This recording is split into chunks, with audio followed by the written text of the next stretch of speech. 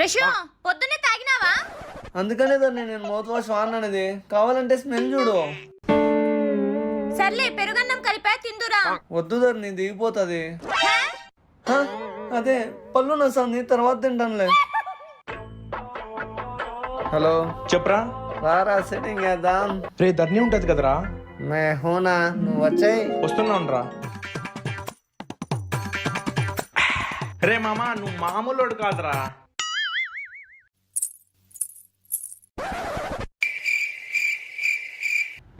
అన్న దగ్గర కూడా స్మెల్ వస్తుంది ఏంటి? వాడికి కూడా పంటి నొప్పి అంట పాపం.